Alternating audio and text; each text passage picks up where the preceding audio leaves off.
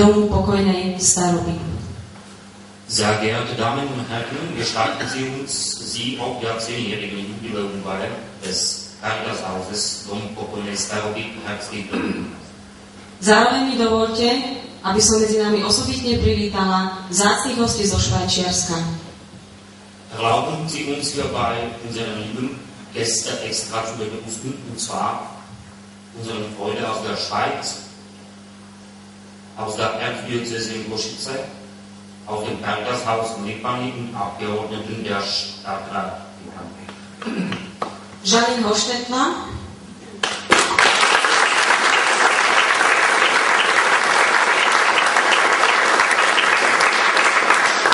pán Hans-Ruedi Schreiber s manželkou Ivon,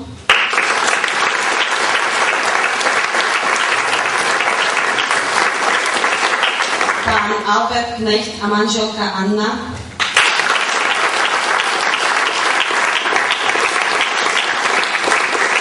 pán Peter Rost, pani Inge Iner, pán Otto Koller s manželkou Anitou,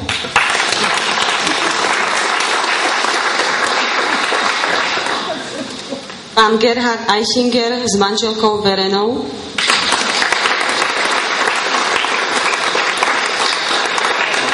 pán Herman Rukštul s manželkou Agnes,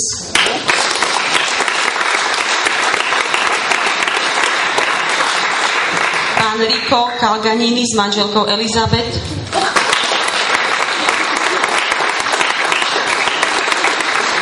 pani Martu Saner,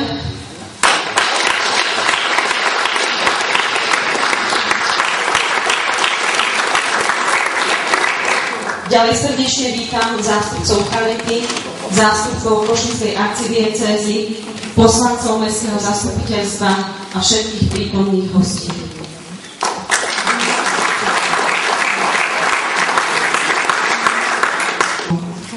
Za človeka hovoria skutky, nie slova. Liebe Gäste, gestatten Sie uns den nächsten Teil des Programms mit der Zitat anzufangen. Die Tat spricht lauter als Worte. Napriek tejto pravde mi dovolte, aby som vám predstavila a o slovo poprosila ľudí, ktorí stáli za myšlienkou Domu pokojnej staroby, teda ľudí, za ktorých hovoria skutky. Mit diesem Satz möchten wir die Leute, die hinter der wunderbaren Idee des Caritas-Hauses stehen. Pán Peter Rost je predsedom cirkevnej rady po farnosti Birmensdorf. Herr Knecht hat sich für die technische Seite des Projekts interessiert und Herr Rost ist der Vorsitzende des Kirchenrats in der Pfarrei.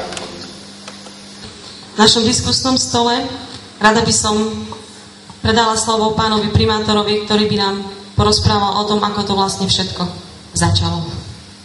Also jetzt übergeben wir das Wort dem Bürgermeister, Herr Edward Boka. Herr Bürgermeister wünscht Ihnen einen schönen, angenehmen Abend. Tú prvú časť chceme hlavne venovať tomu, že by sme si zaspomínali, ale hlavne, že by sme si zaspomínali na dobrých ľudí, ktorých sme stretli.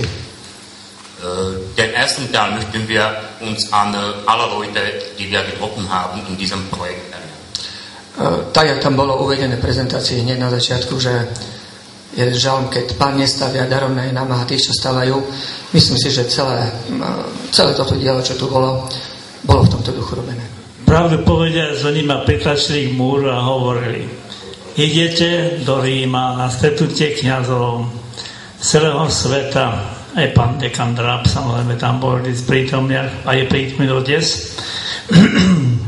No tak, na koho tam nájdete, čo by mal peniaze, že by nás podporili na takomto diele? Teraz takého maličkého dušičko som to zobral. Bol som rád, keď prišli tieto pozitívne správy. Herr Galler hat in diesen Jahren, wann es alles begonnen hat, eigentlich als Bürgermeister Vertreter tätig und er spürte auch so eine Verantwortung dafür, dass dieses Bau so kaputt geht. Also damit war es damit nichts. Wie ist Ihnen gelungen, die Leute in diesem Projekt zu engagieren? Und wie entstand die Idee der finanziellen Unterstützung dieses Projekts? Ja, das ist sehr schön. Ich kann das sagen, Zimmermann war ein begeisterter Mann, ein Phantast. Der kam zurück und sagte mal, du kannst das machen. Das ist kein Problem. Das sind arme Leute, die brauchen unsere Hilfe und sind liebe Leute. Geh hin, das werden wir schaffen.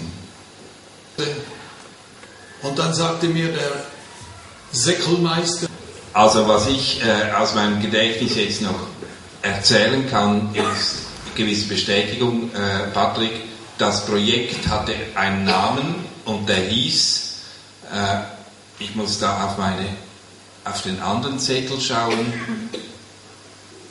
ich werde es gleich finden, eine Brücke, der Punkt. Das kann man kann das ruhig doch aussprechen. Wir wollten eigentlich die Segel einziehen, weil wir überfordert. Also wir kannten die Wege nicht, wie wir so viel Geld zusammenbringen würden.